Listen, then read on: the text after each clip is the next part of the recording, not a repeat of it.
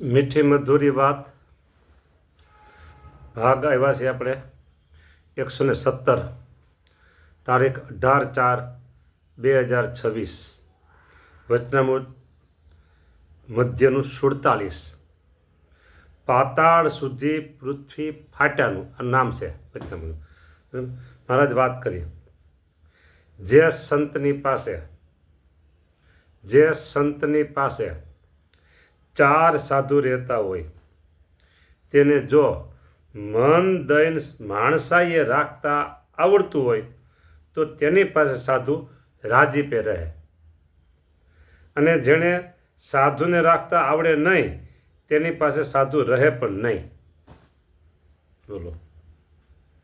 અને જે સાધુને મોક્ષનો ખપ હોય તેને તો જેમ દુખવીએ ને વિષયનું ખંડન કરીએ તેમ અતિ રાજી થાય. જો પહેલી 2 લીટી વાંચી ને 2 લાઈન એમાં સાંભળનારાને અને કદાચ કોઈ સાધુ નવા હવા થયા હોય એની મજા આવે. શું કીધું? મન દઈને માણસાએ રાખતા આવડતું હોય તો તેની પાસે સાધુ રાજીપે રહે. આટલું વાંચે ને મજા આવે, સાધુને મજા આવે. હા, નવા હવા હોય તો. અને સાધુ ન રહે તો બીજા લોકો કહે અને એ કહે માણસાએ ક્યાં રાખતા આવડે છે.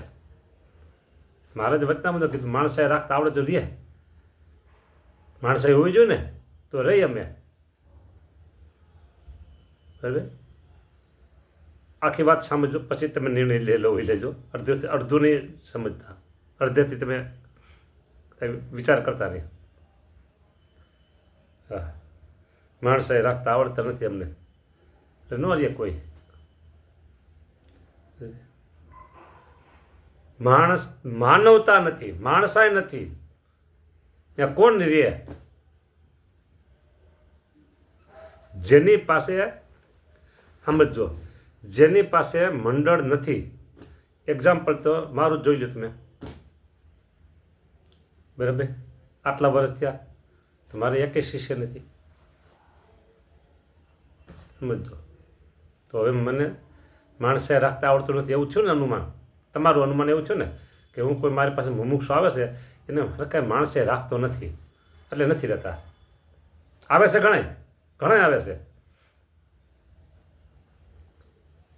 આખી વાત સમજો.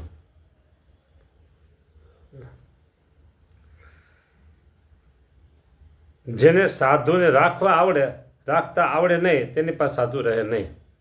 કેમ સાધુને રાખવા જોઈએ? એ નથી આવડતું એટલે નથી રહેતા. હવે આગળ સમજો, હવે આગળ આવડો. અને જે સાધુને સમજો મોક્ષનો ખપ હોય તેને તો જેમ દુખવીએ ને વિષયનું ખંડન કરીએ તેમ અતિ રાજી થાય. બસ ને?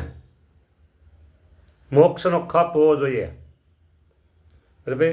દુખવીએ પછી તેને ધક્કે વટે ગમે તે કરે. હા, કદાચ ને 2 ધોળે જીકી દે. હા, હું અત્યારે નામ ઠામ કોઈને નહીં દઉં.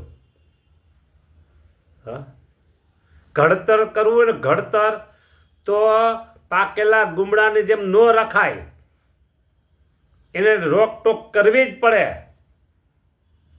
તો એનું ઘડતર થાય. હા, પથ્થરની ખાણમાંથી આરસને બહાર કાઢે, આરસની ખાણમાંથી. બરાબર? પછી એની મૂર્તિ બને. વિચાર કરો કેટલું ઘડતર થાય ત્યારે એ મૂર્તિ પૂજવા યોગ્ય થાય છે. સંત સ્વયંવરી સંત પણ ભગવાનની મૂર્તિ છે. એનું ઘડતર હોવું જ જોઈએ. અને અત્યારે હાલની તકે કે આપણા આગલા સમયમાં, બરાબર,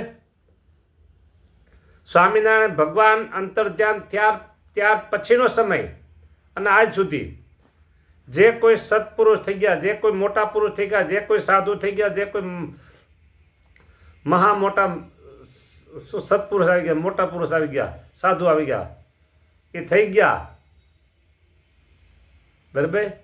તો એના જીવનમાં એને ઉપર કોઈ ઘડતર કરનારા હતા તો આજે તે સત્પુરુષ તરીકે પંકાય છે.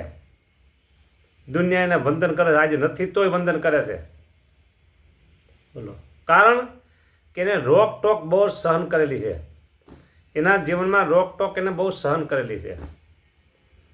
ઉપર કોક હતા કેનારા. હા, તો આજે સંત એ નથી, એને હયાતી નથી તોય પૂજાય છે. નામ નિશાન નથી આપતો, ગણાય છે, એક બે નથી. અને આજે હાલમાં વર્તમાન સમયે એને પણ આવી રોકટોક સહન કરેલી છે. મુમુક્ષુ,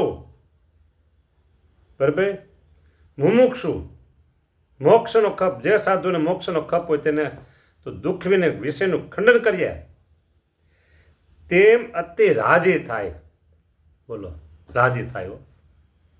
મને મારા ધનભાઈ કે મને કીધું, મારા ધનભાઈ કે મને મારી ખોટ ઓળખાવી, મારા ધનભાગ કે મને વૈધા, એ વચનામૃત હોતે આવે છે. મોટે તે રાજી થવું, રાજી થતું રાજી થવું. હા, વચનામૃત નામ છે, આપી દઉં તમને નામ, એવું વચનામૃત નામ આપી દઉં. અંત્યનું 23 વચનામૃત છે. છેલ્લો ફકરો વાંચી લેજો, એટલે મારા એક ટાઈમ ન બોલે. મોક્ષનો ખપ હોયો, ખપ હોવો જોઈએ.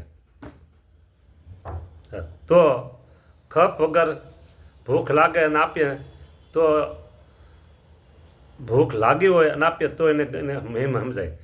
પેટ જ આખું ભર્યું હોય, ભૂખ લાગી જ ન હોય, અને આ આગળ તમે મૂકો ને, કેરી મૂકો તો ભલે, ને પેંડા મૂકો તો ભલે, પણ ભૂખ જ નથી. તો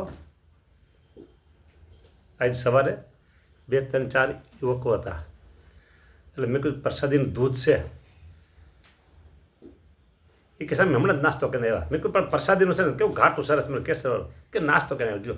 આ દૂધ હતું, ઠંડુ હતું, પ્રસાદીનું હતું, ગળ્યું હતું, સારું હતું, તો એ ન બેઠા, મેં બેઠ ન માંડી. શું કામ કે ધરેલા હતા. એમ ખપ નથી અને તમે ગમે એટલું કહો તો ન મેળ પડે.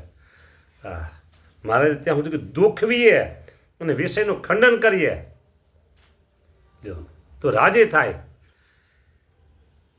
દુઃખવીએ, વિષયનું ખંડન કરીએ તો રાજી થાય. હા, પછી મહારાજ મુક્તાનંદ સાહેબ નામ લેશે, એ કથા કાલે આવશે, આજ નહીં આવે કદાચ ને.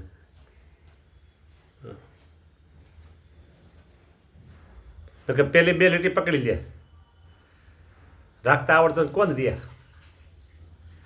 જે કોઈ મુમુક્ષુ સાધુ હોય અને આવો શબ્દ બોલે કે રાખતા આવડતો નથી કોણ રે, તો સમજી લઉં એને મોક્ષનો ખપ જ નથી, મોક્ષની ભૂખ જ નથી, ગરજ જ નથી એને, ત્યારે એ બોલે છે. રાખતા આવડતું જ રહીએ ને. હા હા, એક વસ્તુ પાછી એ છે કે જે ગુરુ સ્થાને હોય, મોટેરા હોય, એને આ થોડુંક રાખવાનું શીખવું પણ જોઈએ. અને ખરેખર તો છે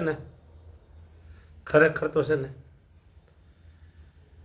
કેમ રખાય સાધુને રાખવા? કેમ અત્યારના યુગ પ્રમાણે છે ને કહી દઉં ને કેમ રાખવા એમ, તો એને સરસ સારામાં સારો મોબાઈલ આપે એટલે તરત દે. અને ગાડી ગમે ત્યારે જોતી હોય તો ગાડીની ચાવી પણ આપી દે. જાઓ ડ્રાઈવર લઈને ફરી આવો, જાઓ ગમે ત્યાં, તો સાધુ રહીએ. લેફ્ટ જોતું એ પણ આપી દે તો સાધુ રહીએ. પર્સનલ રૂમ પણ આપી દે તો સાધુ રહીએ. ગાડી આપે, મોબાઈલ આપે, પર્સનલ રૂમ આપે તો સાધુ આનંદથી રહીએ. ના ના ના ના ના ના, આ કાંઈ ન હોય. એને એના મોક્ષનો ખપ હોય, એનું મોક્ષ કેમ થાય, એનું કલ્યાણ કેમ થાય, એ રીતે એને રાખવાના છે. એ રાખ્યા કે ભાઈ આ લોકના ભૌતિક લૌકિક પદાર્થ આપે ને તમે એને રાજી કરો, એ વસ્તુ નથી. એ વસ્તુ જ નથી કહેવા આપવાની એને. એને મોક્ષનો માર્ગ બતાવો તો રાખ્યો કહેવાય. સાચી રીત ભાત એને બતાવો તો રાખ્યો કહેવાય.